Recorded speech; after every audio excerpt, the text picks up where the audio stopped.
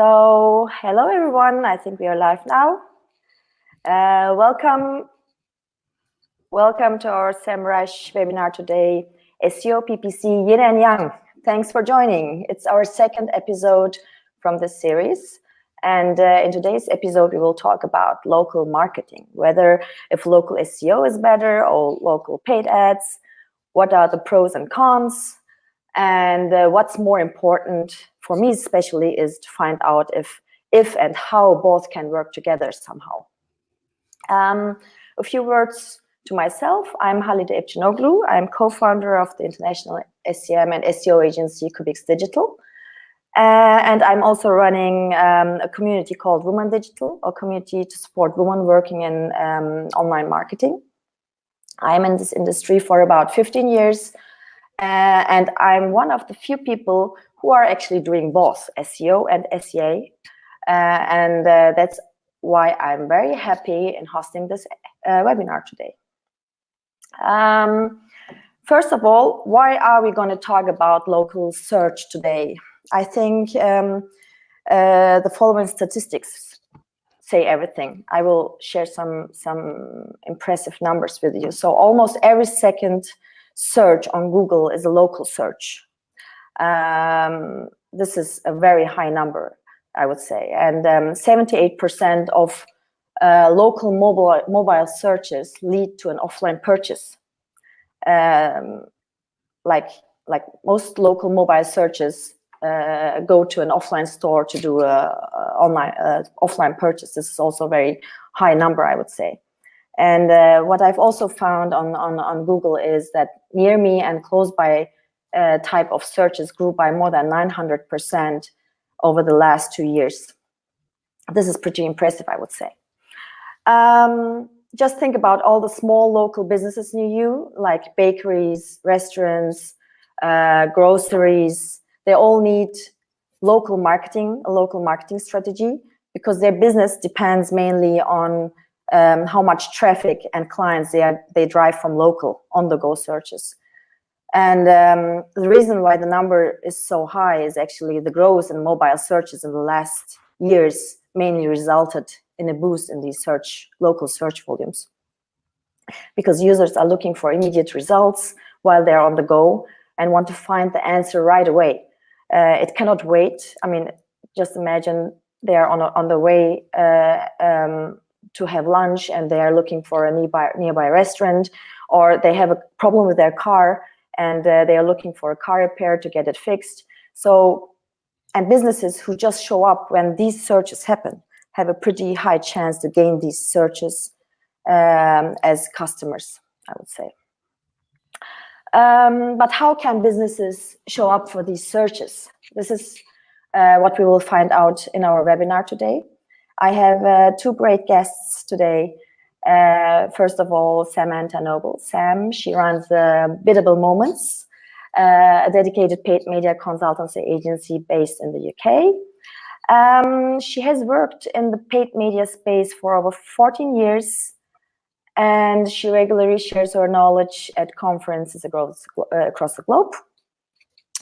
And Samantha is a real data studio expert, because she's giving data studio courses, online courses to people. So if you have any questions about Google Data Studio, I think she's the person to ask.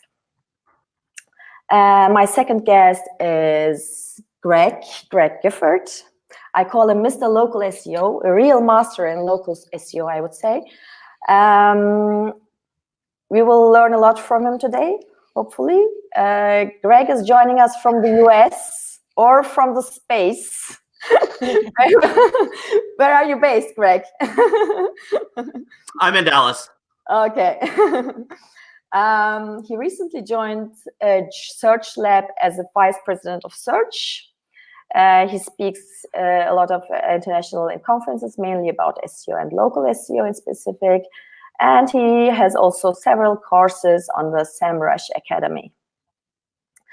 And last but not least, today again, I want to prove that SEOs and PPCs are actually friends. This is very important to me because usually people are expecting, people are expecting some fight, and they think SEOs and PPCs, they don't get along with each other. They're like two separate departments and they don't care about each other. But I really want to prove that this is not the case. We have actually lots of things in common. Today I will take care that we will have a friendly and peaceful webinar, hopefully. So Greg, would you like to start first? I think you prepared a presentation. I would love to start. I would love to start first. So let's share the screen and start the presentation.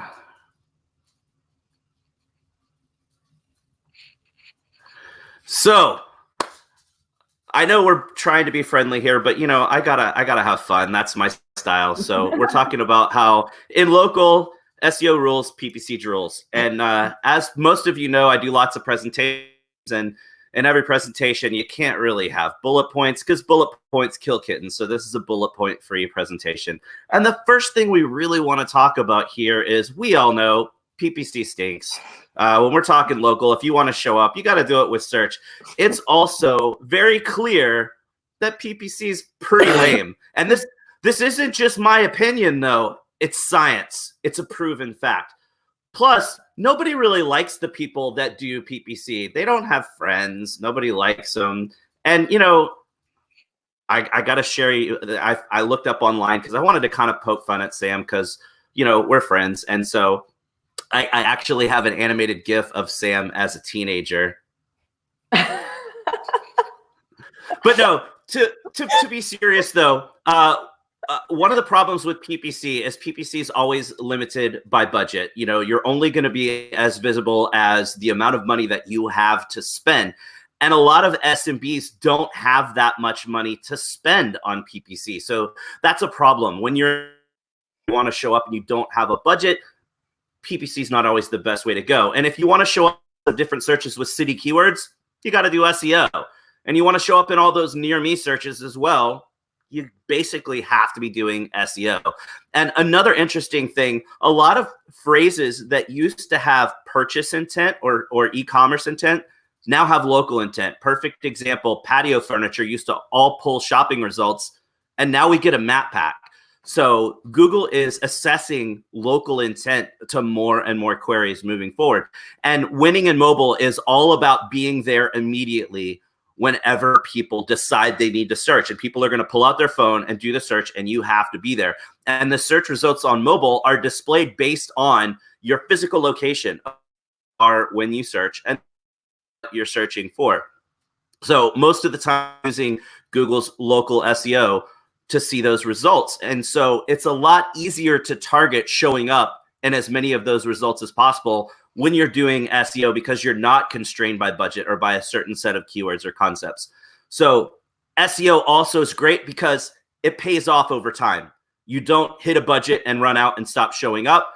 You're paying dividends over time. You continue to show up. You're building your relevancy to stay relevant and continue to show up for lots of different phrases over time. So SEO results in placement that's more visible. You get more visibility. You control more of your brand serve. And it's really important to understand that nowadays, it's not about the homepage of your website. It's about your brand serve. When people are searching for you and looking for your specific business, you have to control as much of the page as possible. And that's both on desktop and on mobile. And SEO also helps you to show up map pack, and showing up in the map pack is incredibly important because it shows up at the top of the search results. It shows the user, hey, this guy is nearby to my location, and you see the reviews, all of that, hours information, the phone number, quick contact stuff. It's also important to understand the concept that, specifically talking local, your Google My Business listing is your new homepage. All of the traffic that used to come to your site to get your phone number to call you, or to get your address to figure out how to get to you, or to see some pictures or read some testimonials, that can all happen in Google search results now. And people don't have to go to your website to see that So you've got to be paying attention to your Google My Business and following SEO best practices so that both your Google My Business is optimized and you're also going to show up well in those map pack results, because it's your new first impression with potential customers. And you've got to make a good first impression if you want to grab those customers. And another big concept that everyone's talking about lately at conferences is zero-click search. Everybody's wondering why it seems that for a significant number of searches, there are no clicks. Well, that's because a lot of Google My Business traffic doesn't go to your website anymore. It's that whole concept of all of those things, the address, the phone number, the things I just talked about, that people don't need to go to your site. Think of the last time you went to a restaurant website. You don't have to anymore. You can do all of that in the Google My Business experience on. So that's a big contributor to zero-click search. And PPC doesn't really help you if users aren't going to be clicking through to your website. And another issue that we see for certain verticals and certain types of terms, sometimes users are just going to skip the ads and they won't click the ads. So you've got to make sure that at a base level, you're following SEO best practices. You have to have great content. You have to have awesome links. You've got to have good reviews. That gives you long-term success. And all the PPC in the world isn't going to matter if you don't follow those best practices and have great content on your site once those potential customers land on your site. And that's why local SEO is so important. You've got to have all of that information there so that you will show up in those searches and you will be visible. And then once people land on your site, they're going to convert. Another really important concept that you have to understand, that Google My Business is vital for success now because of that first impression aspect and because of the fact that Google My Business is so important for showing up the map pack. You have to do good local SEO to make sure that your Google My Business shows up well and you'll be able to attract those customers. But I was kind of dogging on PPC just to be funny. Actually, in local, paid local is pretty damn awesome. There's some really cool stuff that Sam's going to talk about here in a second with paid placement and map packs. So the proximity bias is a problem in local. If you're in the suburbs and you want to show up in the city, but your location is in the suburbs, it's difficult to show up in the city. Now, you can kind of overcome that in organic, but in the map pack, you can't show up. With paid local, you can beat that proximity bias and show up somewhere. So like this, Driver Select is buying the ad to show up at the top of the map pack. So there's really cool stuff where you can buy local placement and win in local without having a physical location in that area that's being searched. So Sam's going to talk a little bit more about that. That's all I've got on the SEO side of things. Thank you so much for watching. And if you have any questions for me, I can always be reached at greg@searchlabchicago.com. Thank you very much, Greg. It was nice from the space, having local SEO from the space. Local from space. Sam, Greg said that people don't click the ads. Do you agree? People do click the ads. They definitely do. I think there's definitely an argument for one or the other, but in my opinion, it's both working together and sort of dominating both the paid side and organic is where businesses are really going to win. But I've got lots of stuff to share with you on things that you can do. Okay, go ahead then. Thank you very much. Perfect. Right, let me share my screen.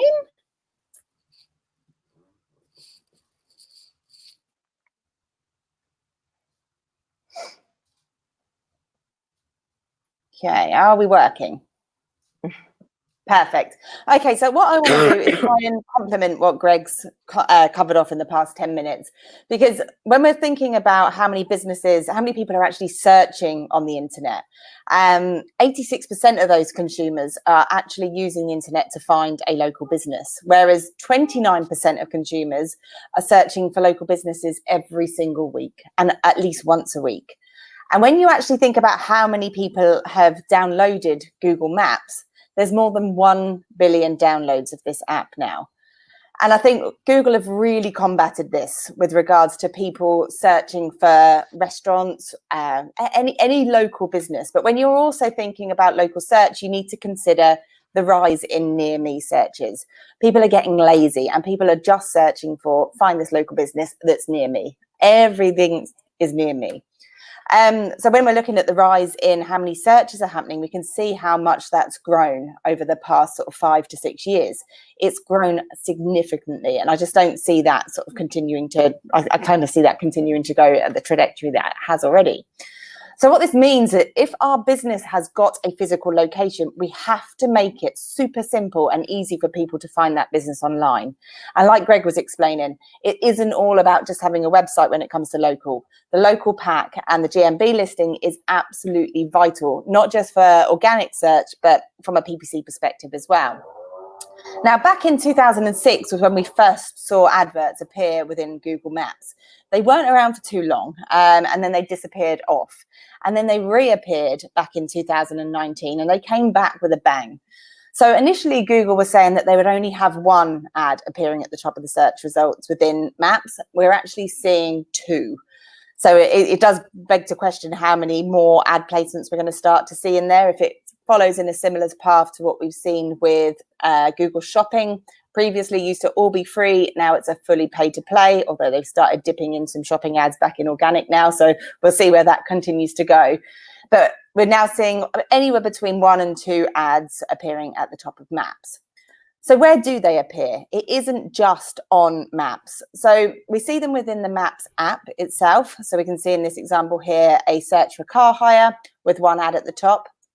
Also on the mobile interface as well, so very different to the app, but you can also see ads that will appear at the top of this here for sort of car service related terms in this example. And then we're also seeing ads appearing on Google Maps desktop. So here we've got 2 ads that we're seeing at the top here. But what we mustn't forget is from a locals perspective, where we can really dominate isn't just on the map listing, it's in the standard search ads themselves. Any term that somebody is searching for that's got a local intent, we can have ads appearing for that.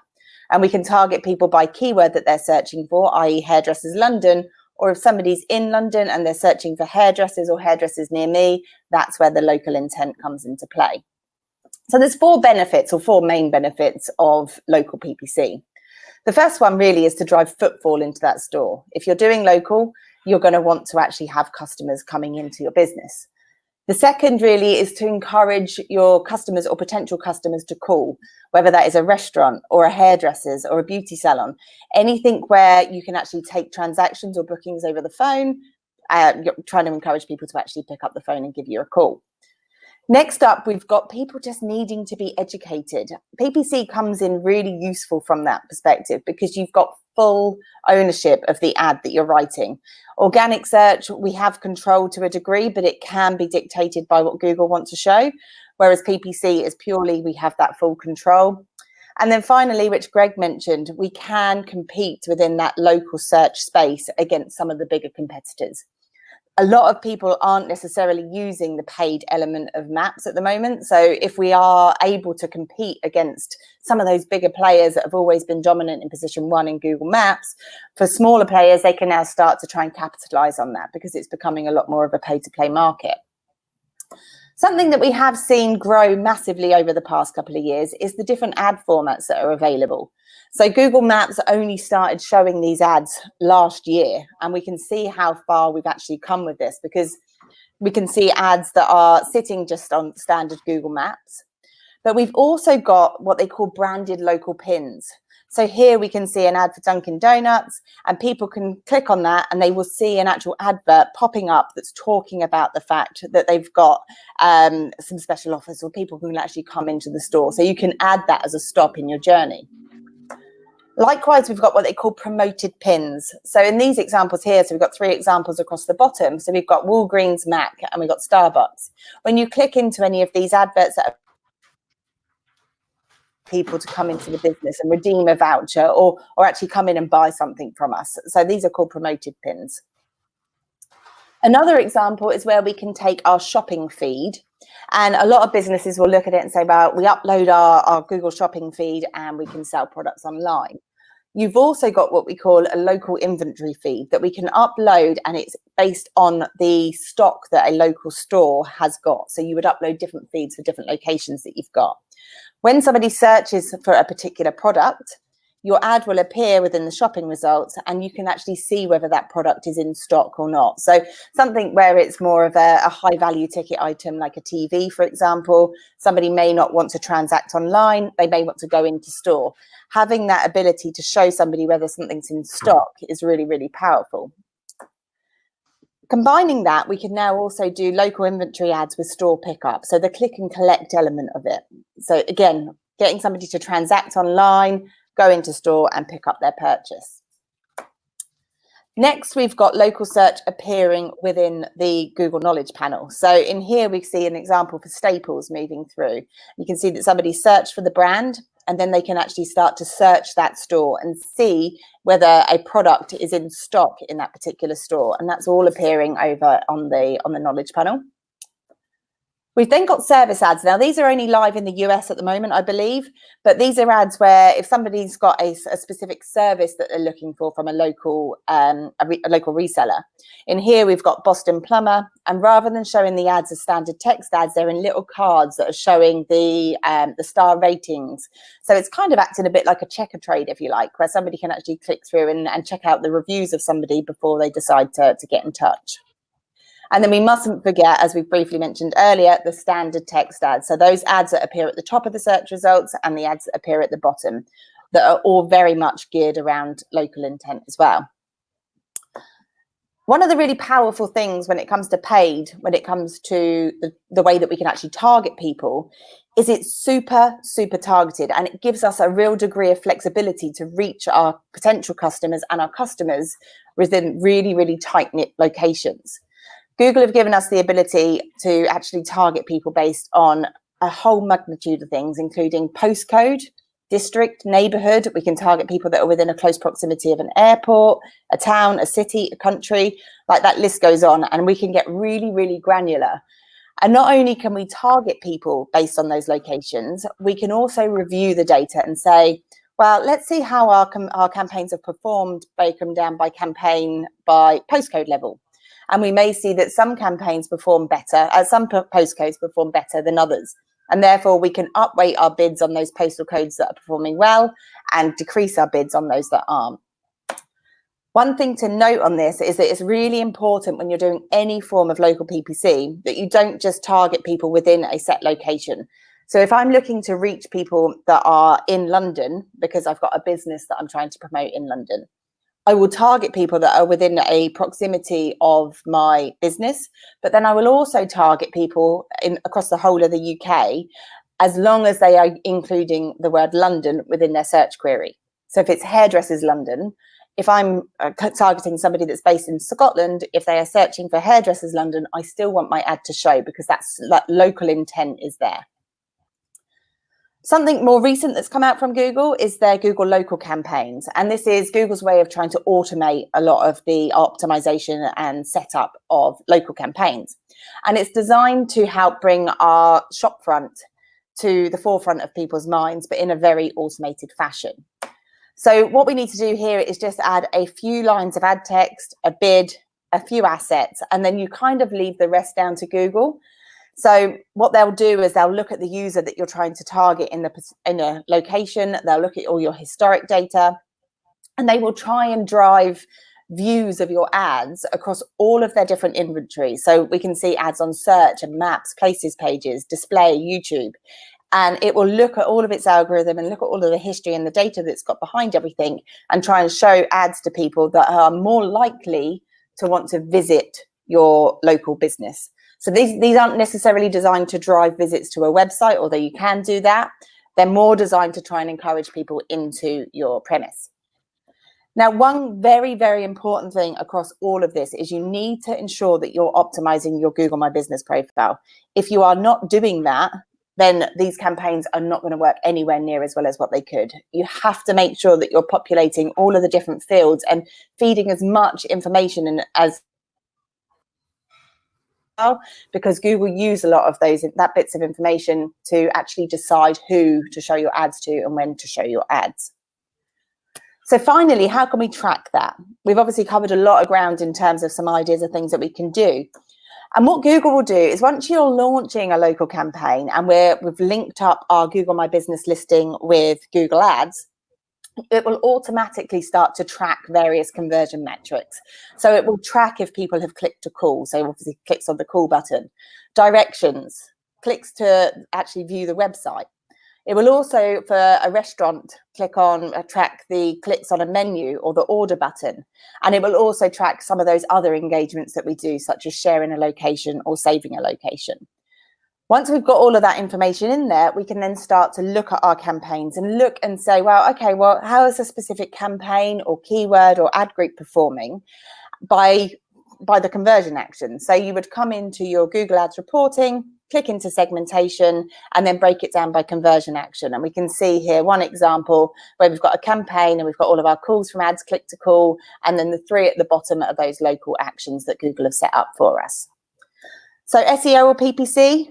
Definitely both. One of the last thing I want to share is within PPC, you can actually track and see how well your paid campaigns are working against your organic.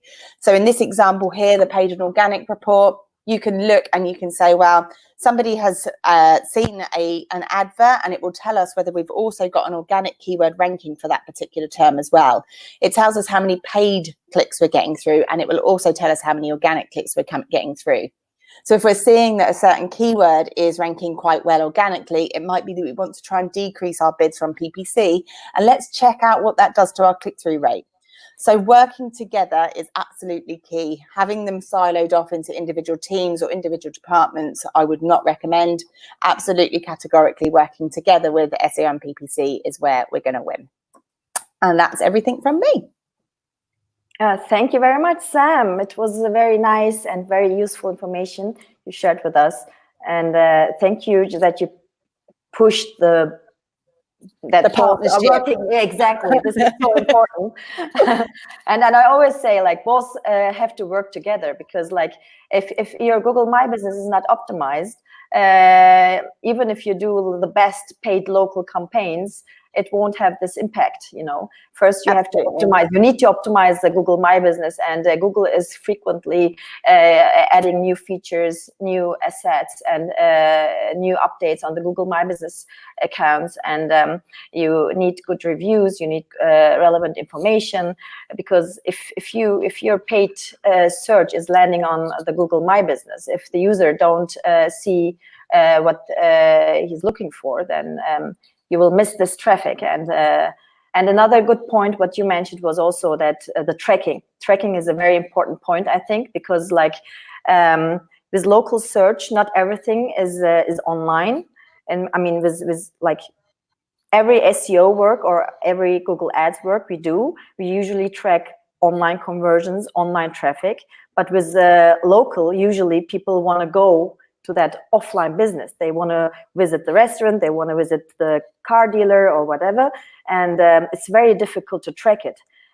You mentioned that we can track some parts, at least like engagements and phone calls, but there is also, for example, if you're eligible for it, you can also track store visits with Google Ads, and also with Google Analytics. I think they also have the beta version for store visit. If it works, then it's even better. You can track the whole store visit journey of the user, and I think it's very useful as well.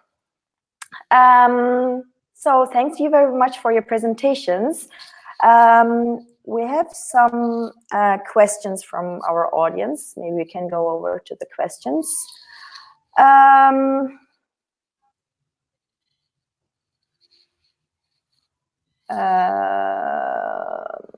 There's a question from Andy Simpson saying, Google's local search ads looks like a cross between AdWords and Google My Business.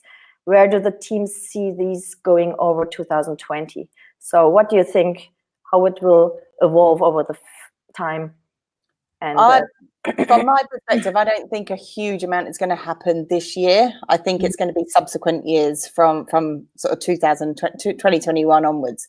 They, as we said earlier, they've only really started to push ads in the local map listings recently. But I don't know. My view is that if you give it a few more years, a lot of those positions it's just Google's typical way of doing things. They'll launch something for free, test to see how it works from a paid perspective, and then start to introduce more paid. Because at the end of the day, Google have got shareholders, they need to make money. And if they start to see that this is proving a positive way of making money for their business, then I think we will see more businesses having to pay to play in that space. Yes. And Sam, you also mentioned about the Google local campaign, which Google introduced, I think, last year. And you said it's automated. You don't need to do much. But do you think there's something you can optimize with this ad format? Yeah, I think one of the main things that you need to be doing is making sure that your Google My Business profile is as up to date as possible, and make sure that that is being populated. But then second to that, you need to manage it like you would any other campaign from a management perspective. So any ads that are appearing on display, you need to be looking at what placements ads are appearing on and removing and excluding any of those that are either A, not relevant or to your business, or B, you don't want your business associated with. From a search perspective, you need to still be looking at all your negative keywords. Are your ads starting to show for things that you don't want them to be showing for? So you still need to treat them in exactly the same way as other campaigns, but the actual setup and getting everything live is pretty quick. But as with everything automated, you just need to watch it and don't set it live and forget it. That's the worst thing you can do. Yeah, you're right. What I also do with the local campaigns, I think what I feel very useful is also doing the asset optimization, like frequent optimization of the assets, like testing different type of like layouts, different designs, creatives. I think this plays a very important role for the performance, what I've seen personally. But yeah, I mean, I think it's a great format to gain like paid local traffic, and yeah, I'm sure like Google will also get some new features and new ad formats in the future for that. Some other questions. What are some of the top things we can do to optimize our Google My Business page, Greg? What do you think are the most important thing businesses have to do? So you want to make sure that you fill out everything you can fill out. Most importantly, make sure you're using your exact business, because that can draw a penalty. Make sure you're choosing the right category. You've got lots of you can put categories into. That doesn't mean you should necessarily try to fill them up, but if there's a category that's relevant and matches what you do, get those categories in there. Make sure you've got a local phone number listed. Now, that doesn't mean you can't use a call tracking number. And in fact, you should use a call tracking number on Google My Business so you can see where your calls are coming from. But you want to put your call tracking number as your primary number, and then put your local number as your second number, as the alternate number, so that you still have consistency with your citation. You can fill out the business description, but I don't think that matters as much. You want to make sure that you're uploading tons of high quality photos, because users can upload photos to your business as well. But typically users are going to be uploading stuff from like an iPhone or an Android phone. So if you can get professional quality shots done that look better and are a larger file size, you can maybe kind of push those out and get your photos to show up. You definitely want to make sure you're paying attention to the questions and answer section. That's a new widget that was released about a year ago. A lot of people still don't know about it, and most of the general public thinks it's a messaging system that you can ask a question and the business will respond, but it's a community discussion feature. So anyone can ask a question and anyone in the community can answer it for the business. So it's really important to pay attention to that. We see that 40, 50, even 60% in some verticals of the questions being asked are actual sales leads, and the businesses just aren't paying attention. So, optimize all the category, the address, make sure your map pin's in the right space, upload great photos, upload videos if you have them, monitor Q&A, use Google Posts.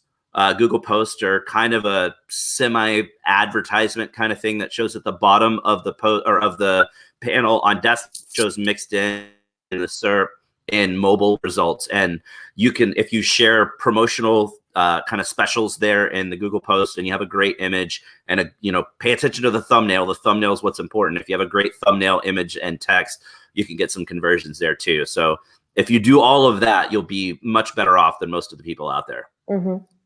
I always see like Google My Business listing, like a kind of a homepage of the business, a little homepage, and also a mixture between homepage and social media account, because it also kind of it needs a lot of attention. You need to upload and keep it fresh frequently with new posts, with new information.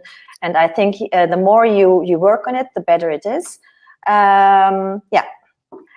Is there also something else you can optimize besides Google My Business for local SEO, maybe on the website or? Oh yeah, I mean, on-site optimization for local is absolutely huge, and it's a different focus because you've got to include those geographic signals. So it's kind of an old concept, but having the city name in your major elements, your title tag, your H1 in your content, in your alt text on your images, even in your meta description, all of that together helps push through better relevance. Make sure that you've got local business schema on your site as well, and make sure that, and again, standard basic SEO best practices, have great content that answers the questions and the intent of the questions that people will be asking in Google. And then when you're doing your link building for local, you don't have to worry about these massive sites and creating a big piece of content and doing all this PR outreach. Links from local businesses really matter in local SEO. So you can get a couple of local links from other businesses, and that makes a massive difference in your visibility. Mm-hmm. Okay.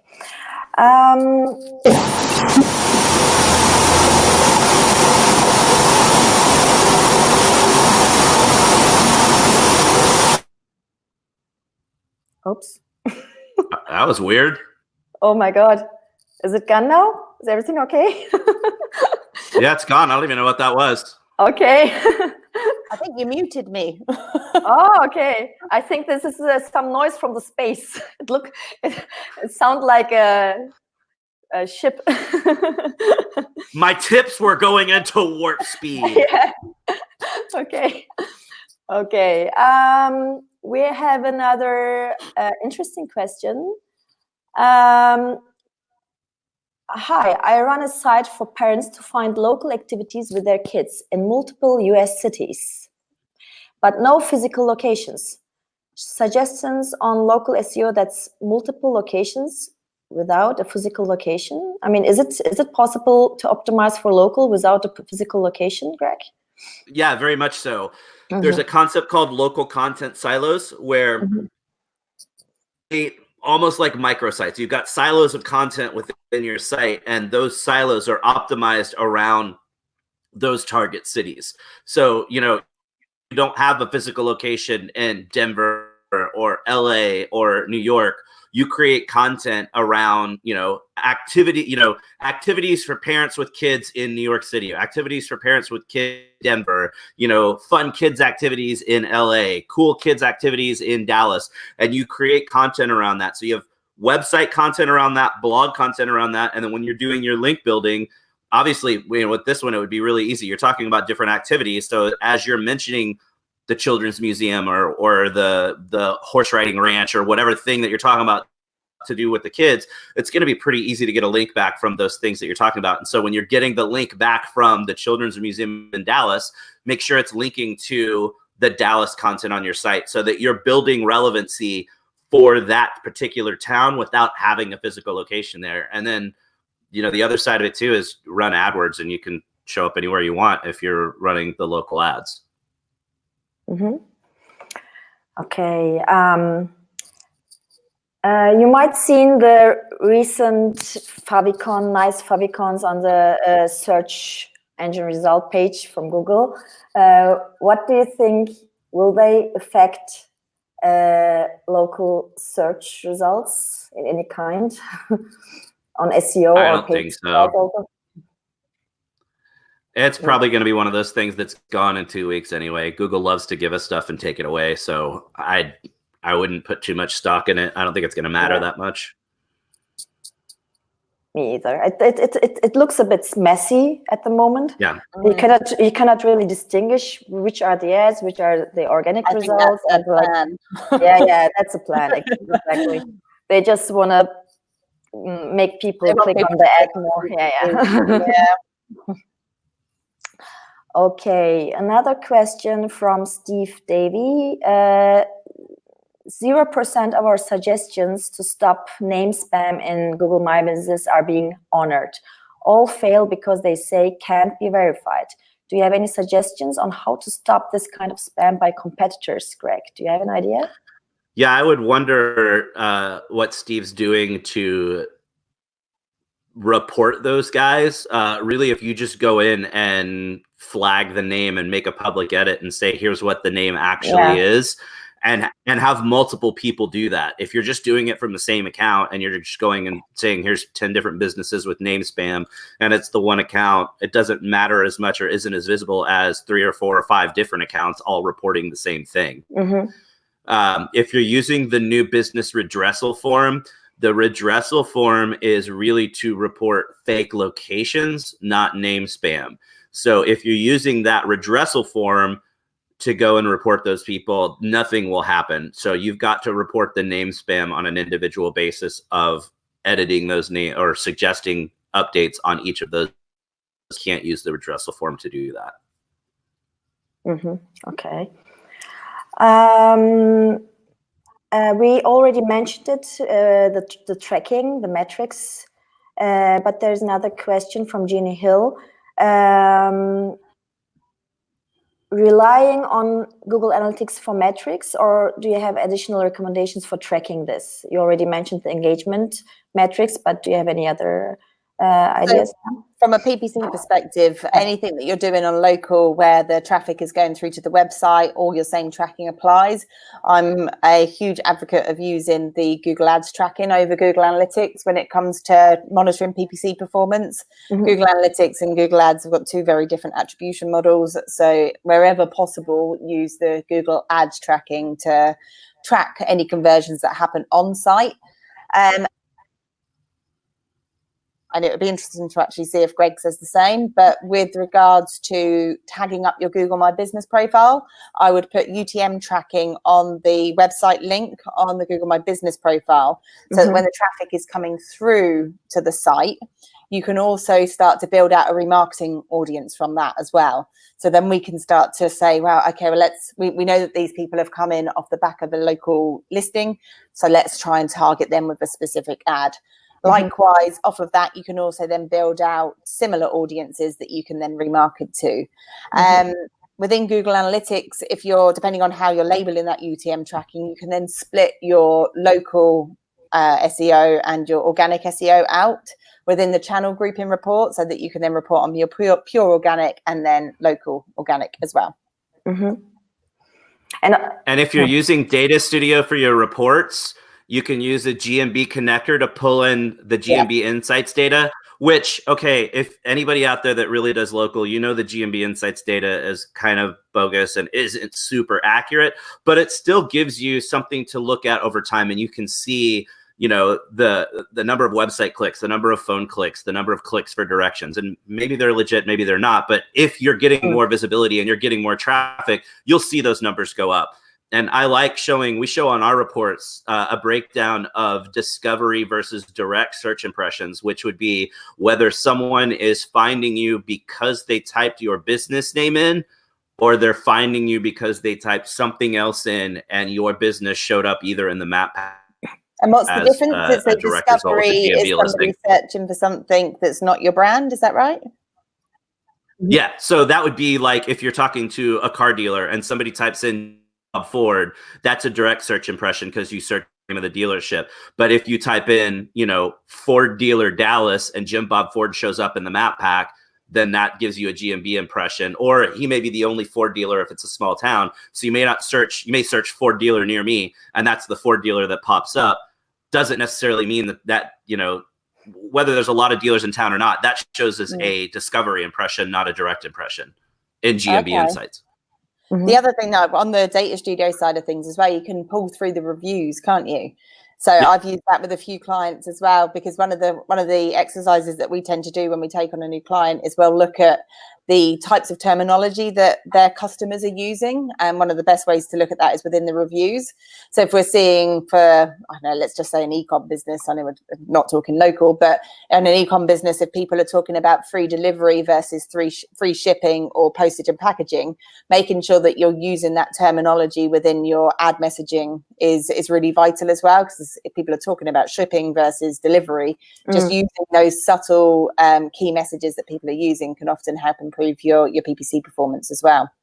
Yep. Yeah, and actually the Google My Business Insights information can give you also some ideas on how to optimize your web page and also the Google My Business optimization. For example, I use a lot of if you don't have an idea which photos are working best on your Google My Business, just check the photo impressions numbers and the clicks, and you can get an idea which kind of photos people are mainly interested in, and you can just work on these photos and post more related pictures like this.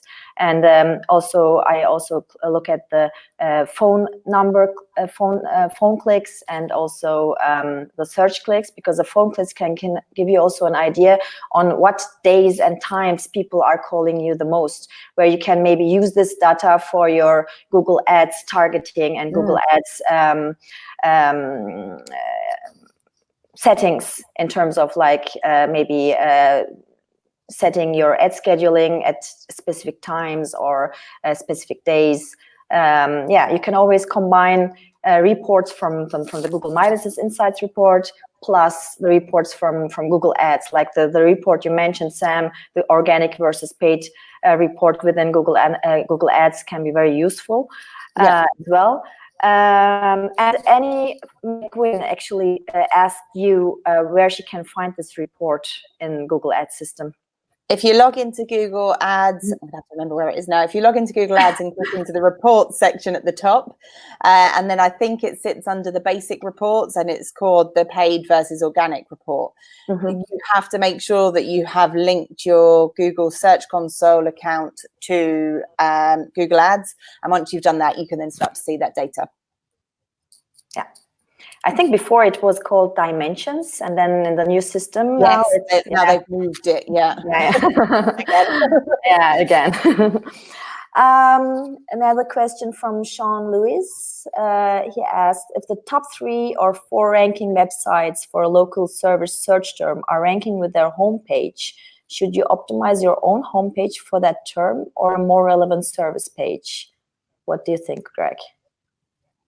I mean, it kind of depends on, it's a vague example. You know, if we're talking, it's a plumber and the top 3 or 4 websites ranking for that search term and term is, you know, unclogged toilet. Well, if that's your main business focus, then sure, optimize your homepage for that. If it's not your main business focus, then, you know, maybe those top 3 or 4 guys, they specialize in unclogging toilets and you don't, and you do other things. It really that's tough to answer without knowing more about what those are and what the guy's business is. But typically your homepage should reflect your main business focus.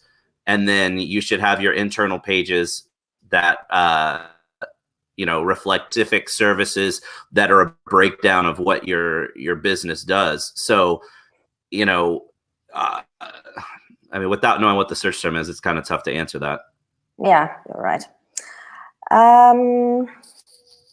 What else? I think it's very important that we really look at both sides always together, like paid ads and local SEO.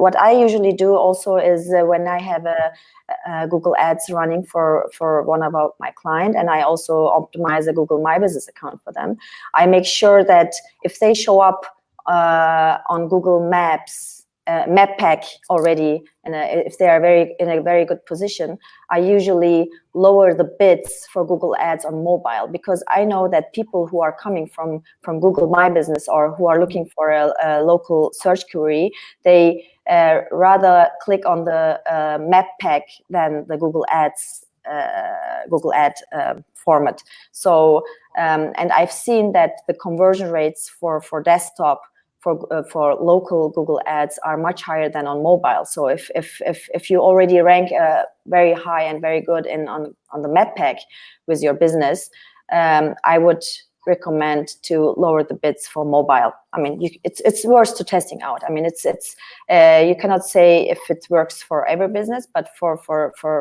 the examples where I implemented this, I saw good results, and I actually saved some money for my clients.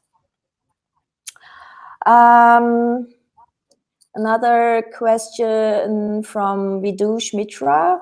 Have you seen agencies use MapPack for B2B businesses, especially for ones that have global presence? Also, how would you use branded pins, promoted pins in this scenario?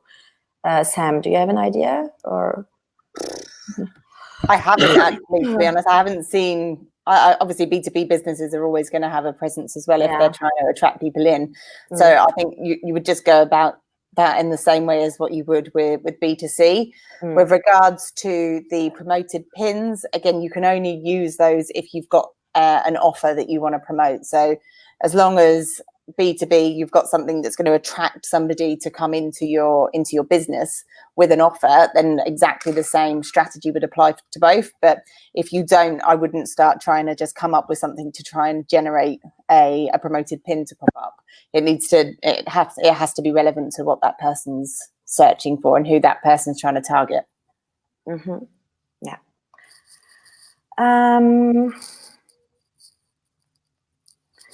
Another interesting question would be maybe from Mandu. He asked, Google My Business also invites you to create a Google site, but that would compete with the business own website. So we shouldn't do that, right? Greg, what do you think? No. This is, No. That's only there. That's only there for the really small businesses that don't already have a website. Yeah. Because you can logo without a website. You can have just a GMB and not have a website at all and still rank because you're ranking off of other entity signals. So they kind of added that in so that if you don't have a website, there's an easy thing to create a couple of page website and at least have a website presence. But never do that.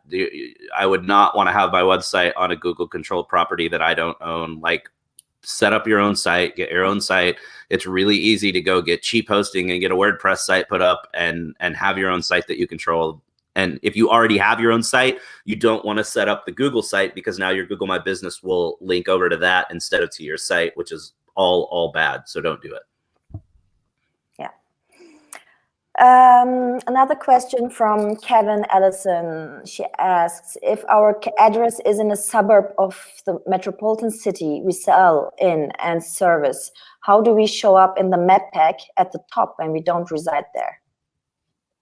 So buy an ad. Okay. Buy an ad. Yeah, if you're in the suburb and you want to show up for searches in the main city, it's highly unlikely you're going to beat out is actually in that city, unless the person doing the search is really close to you and they're also in the suburbs and they're searching in the city, but you're actually a closer result physically. But for the people that are in the main city, if you're in the suburbs of LA and someone's downtown LA searching for your service, the ones that show pack are going to be the ones that have closer proximity.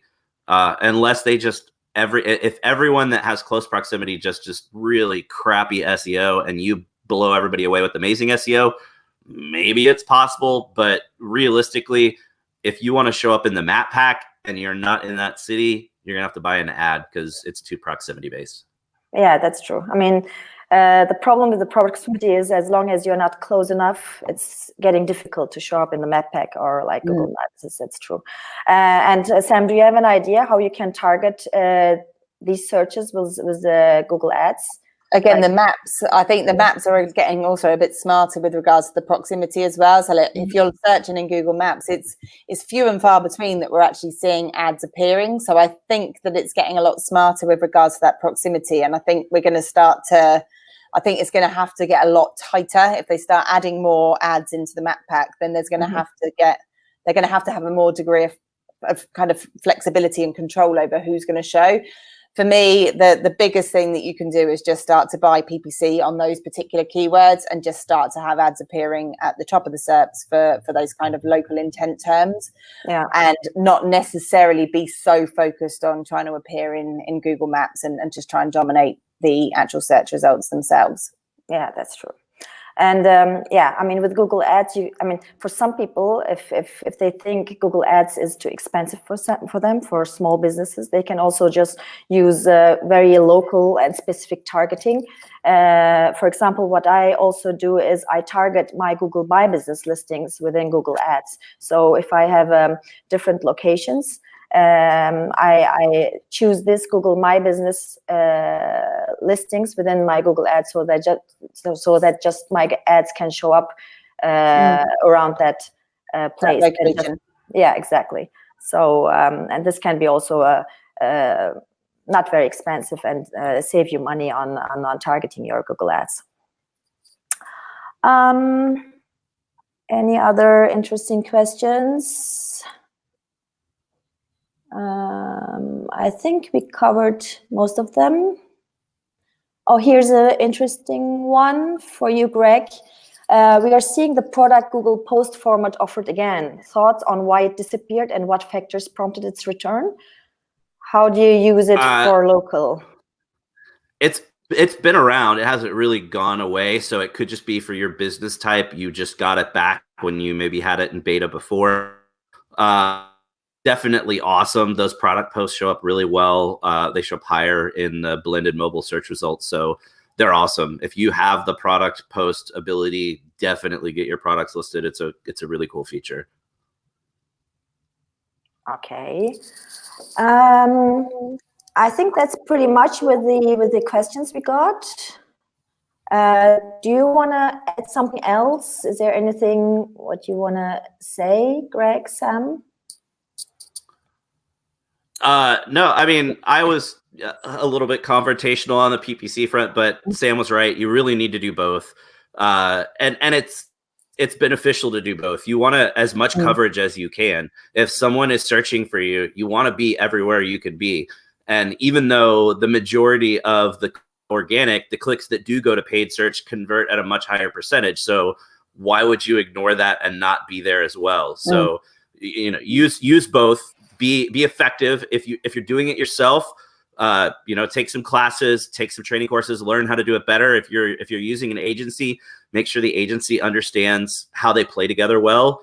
Like Sam said, you don't want to silo it off. A lot of times we'll see people that will use one agency for PPC and one agency for SEO, and they don't communicate and they don't talk at all. And that just seems really silly because there's a lot of benefit to having cooperation and collaboration there. So make sure you're doing both, but more than anything, Google My Business is such a key for local. You've got to optimize your Google My Business profile or none of the rest of it matters.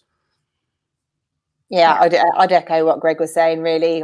Not just agencies not just clients actually working with two different agencies. We see it in-house as well. Like some businesses will have an SEO team sat here, PR team there, and a paid team there, and literally nobody speaks to each other. So I think the more that we can kind of break down those silos and get everybody working together, the better that becomes.